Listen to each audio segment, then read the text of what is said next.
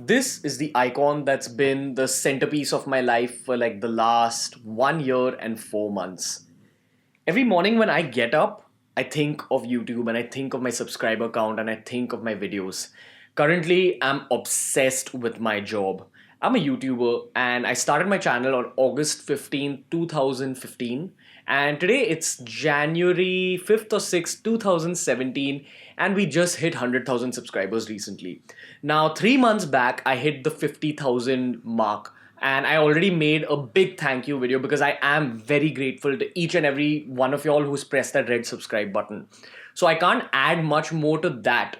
But instead of saying just thank you in today's video, I thought I'll take you guys over my experience running a YouTube channel.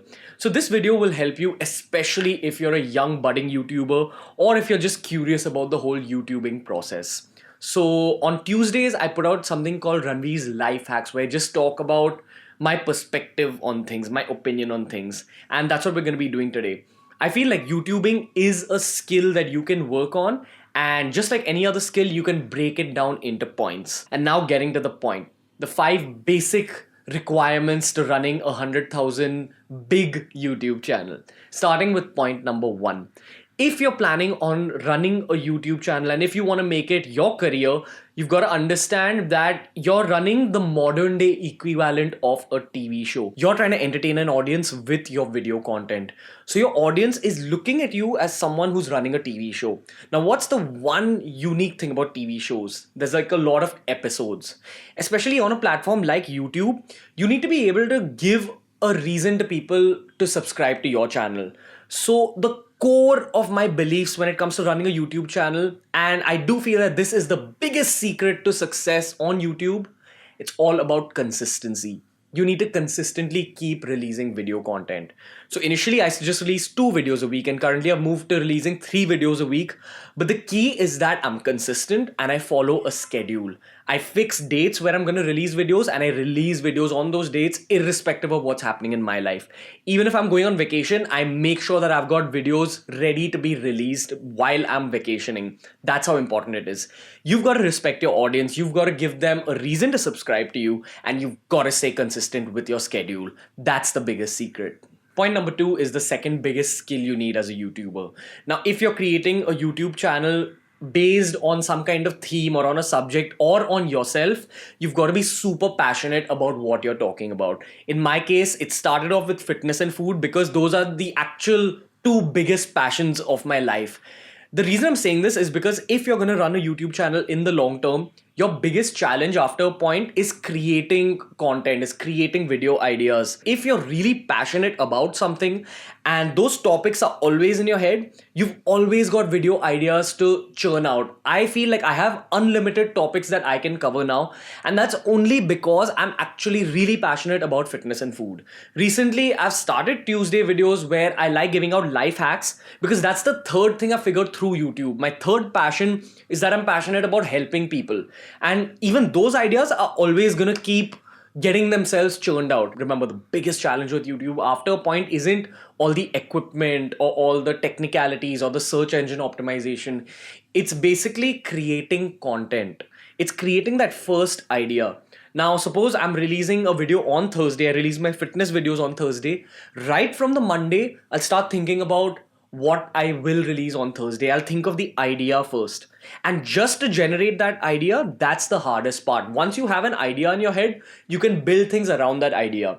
But the most difficult part is actually starting out the whole process. And you'll only be able to do that if you're super passionate about what you're going to talk about. You need to have an unlimited store of ideas in your head. Only if you feel like you're capable of doing this, you should take up YouTubing as a full-time job.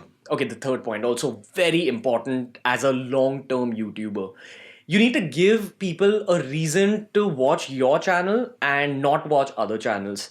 And the only way you'll kind of break out and create your own audience is if you bring some kind of uniqueness to the table. You need to bring some kind of originality. So it can come from your personality. It can come from the type of content you're creating. It can come from whatever you're talking about in your video. You need to bring something new to the table. Remember, YouTube isn't a new platform. It's been around for 7-8 years. A lot of content has already been covered. When I was starting out and I told people I'm running a fitness channel, everyone just assumed that, oh, a lot of fitness content has been covered. What more can you add to this? But I knew internally that I'll be able to bring something original and something unique to the table. And that's a big reason my channel has grown. I honestly feel that. That is the key. Don't go around copying your favorite YouTube channels. Initially, if you're just starting out with YouTube, you can take a little inspiration from here and there. But eventually, it has to be your own ball game. You have to develop your own style of talking about things. Remember, when you create original content, after a point when you have your own style and you have your own way of putting out ideas and topics, it's going to reach a point where people will want to see all that older content that's been covered by other YouTubers, but they want to see it in your style. That's what you've got to understand. Originality is key. Okay, the fourth point is kind of a bitter truth about YouTube. Now, a lot of people told me this initially, and I used to kind of just brush it off thinking that I'll be able to handle that situation. But the longer I did this, the more I figured that those people were correct. Initially, a lot of people told me to invest money in equipment, and I wasn't ready to do it because I wasn't sure if I was going to be doing YouTube long term.